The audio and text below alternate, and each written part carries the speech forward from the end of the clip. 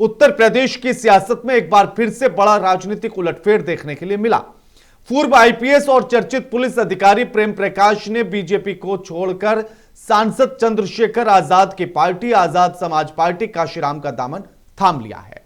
अब यह कदम न सिर्फ राजनीतिक गलियारों में हलचल पैदा कर रहा है, बल्कि 2027 विधानसभा चुनाव से पहले नए समीकरणों की आहट भी दिखाई दे रही है।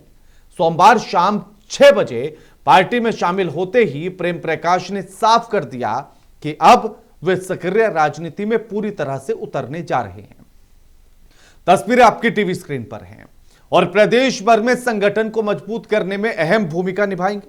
साथ ही उन्होंने 2027 के विधानसभा चुनाव में उतरने का भी ऐलान किया। राजनीतिक संकेत और मजबूत कर दिए।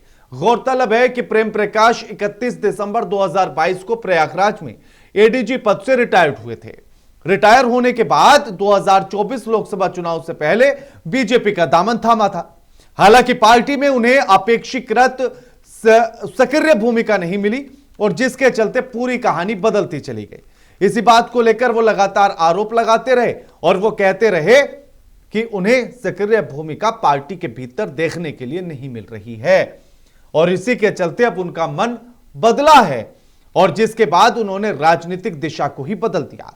अपने लंबे पुलिस करियर में वे कई जिलों में तैनात रहे, अपराधियों के खिलाफ सख्त कार्रवाई के लिए जाने जाते रहे।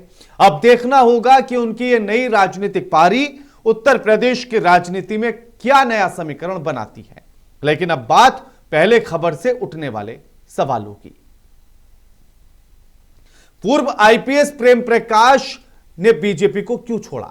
उन्होंने आजाद समाज पार्टी काशीराम को क्यों ज्वाइन किया? क्या प्रेम प्रकाश नेक्स्ट सवाल लेकर आइए। क्या प्रेम प्रकाश 2027 का विधानसभा चुनाव लड़ेंगे? बीजेपी में शामिल होने के बाद उनकी भूमिका क्यों सीमित रही? और इसके नेक्स्ट एनकाउंटर स्पेशलिस्ट के रूप में उनकी सबसे बड़ी कार्रवाई क्या रही? मुख्तार अंसारी केस में उनकी भूमिका क्या थी? अब बात खबर के इतिहास की करेंगे कि खबर का इतिहास क्या कुछ कहता है। पूर्व आईपीएस अधिकारी प्रेम प्रकाश का करियर उत्तर प्रदेश पुलिस सेवा में बेहद चर्चित और प्रभावशाली रहा है। 1993 बैच के आईपीएस अधिकारी प्रेम प्रकाश दिल्ली के रहने वाले हैं और उन्होंने बीटेक के बाद पुलिस मैनेजमेंट में एमडी यानी कि मास्टर्स इन डिप्लोमा किया है। अपने लंबे प्रशासनिक करियर में उन्होंने मेरठ, आगरा, मुरादाबाद, कानपुर, प्रयागराज जैसे संवेदनशील जिलों में महत्वपूर्ण पदों पर कार्य किया है। 12 जुलाई 2009 को उन्होंने लखनऊ में डीआईजी एसएसपी के रूप में जिम्मेदारी संभाली और जिसके बाद वे कई जिलों में वरिष्ठ पुलिस पदों पर रहे और कानून व्यवस्था को मजबूत करने में सक्रिय भूमिका निभाई है। कानपुर जोन में तैनाती के दौरान उनके नेतृत्व में बड़ी संख्या में एनकाउंटर हुए, जिसके चलते उन्हें एनकाउंटर स्पेशलिस्ट के रूप में जाना गया। साल 2019 सीएए और एनआरसी विरोध प्रदर्शन के दौरान भी उन्होंने कानपुर में कानून व्यवस्था संभालने में अहम भूमिका निभाई। वे बसपा के शासनकाल में मायावती के करीबी अधिकारियों में माने जाते थे, जबकि सपा सरकार में उन्हें साइडलाइन किए जाने की चर्चा रही। और उसके बाद आया साल 2017। साल 2017 में योगी सरकार आने के बाद उन्हें फिर से महत्वपूर्ण जिम्मेदारियां दी गई हैं और उसके बाद प्रयागराज में अतिरिक्त पुलिस महानिदेशक यानी कि एडीजी पद पर भी रहे। 31 दिसंबर 2022 को एडीजी प्रयागराज के पद से रिटायर हुए और रिटायरमेंट के बाद उन्होंने राजनीति में कदम रखा। 2024 लोकसभा चुनाव से पहले बीजेपी में शामिल हुए, लेकिन सक्रिय भूमिका नहीं मिली। इसी बात का आरोप वो लगा रहे हैं। अब उन्होंने बीजेपी का दामन छोड़ा और आजाद समाज पार्टी को ज्वाइन कर लिया। 2027 विधानसभा चुनाव लड़ने का ऐलान भी किया है। लेकिन अब बात करेंगे इस खबर में पर्दे के पीछे छिपा क्या है। पर्दे के पीछे क्या है? पर्दे के पीछे सिर्फ एक साधारण राजनीतिक दल बदल नहीं, बल्कि प्रशासनिक अनुभव, राजनीतिक समीकरण और भविष्य की रणनीति का मिश्रण नजर आता है। पूर्व आईपीएस प्रेम प्रकाश का करियर भले ही पुलिस सेवा में कड़क अफसर और एनकाउंटर स्पेशलिस्ट की छवि के साथ आगे बढ़ा हो, लेकिन रिटायरमेंट के बाद उनकी सक्रिय राजनीति की और तेजी से मुड़ी है। बीजेपी में शामिल होने के बाद उन्होंने अपेक्षाकृत राजनीतिक भूमिका नहीं मिली, जिससे यह संकेत मिलता है कि संगठन में उनकी उपयोगिता सीमित दायरे में रखी गई। इसी के बीच उत्तर प्रदेश की राजनीति में दलित बहुजन और सामाजिक न्याय की राजनीति को मजबूत करने की कोशिश रही। आजाद समाज पार्टी उसके लिए एक नया मंच बनकर उभरती हुई दिखती है। राजनीतिक विश्लेषकों का मानना है कि कदम केवल व्यक्तिगत महत्वाकांक्षा नहीं बल्कि 2027 विधानसभा चुनाव को ध्यान में रखकर तैयार की गई रणनीति हो सकता है।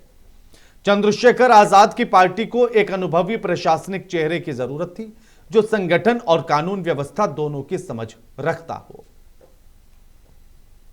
इसके अलावा उनके पुलिस करियर में हाई प्रोफाइल एनकाउंटर और बड़े आपराधिक मामलों से जुड़ाव भी उनकी छवि को राजनीतिक रूप से उपयोगी बनाता है।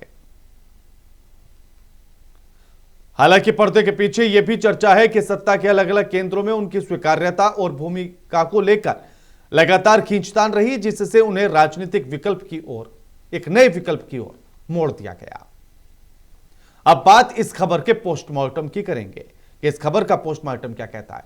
पूर्व आईपीएस प्रेम प्रकाश का बीजेपी छोड़कर आजाद समाज पार्टी में शामिल होना सिर्फ एक सामान्य राजनीतिक घटना नहीं बल्कि परतों वाली रणनीतिक कहानी नजर आती है। पहली परत यह है कि रिटायरमेंट के बाद वे सक्रिय राजनीति में अपनी भूमिका तलाश रहे थे। बीजेपी में शामिल होने के बाद भी उन्हें न तो संगठन में बड़ी जिम्मेदारी मिली और न ही चुनावी राजनीति में कोई स्पष्ट अवसर, जिससे असंतोष की स्थिति बनी। और दूसरी परत राजनीतिक समीकरणों की रही है। उत्तर प्रदेश में दलित बहुजन राजनीति को धार देने के लिए चंद्रशेखर आजाद की पार्टी लगातार ऐसे चेहरों को जोड़ रही है जिनकी प्रशासनिक और जमीनी कानून व्यवस्था में मजबूत छवि रही हो। प्रेम प्रकाश की एनकाउंटर स्पेशलिस्ट वाली छवि और लंबे प्रशासनिक अनुभव को इस रणनीति का हिस्सा माना जा सकता है। तीसरी परत उनकी व्यक्तिगत राजनीतिक महत्वाकांक्षा है, जिसमें 2027 विधानसभा चुनाव लड़ने की घोषणा यह केवल संकेत देती है कि वे केवल संगठनात्मक भूमिका नहीं बल्कि सीधे चुनावी मैदान में उतरने की तैयारी कर रहे हैं। बात चौथी परत की विवादित और चर्चित पुलिस करियर की है, जिसमें बड़े एनकाउंटर और हाई प्रोफाइल मामलों ने उन्हें सुर्खियों में रखा है।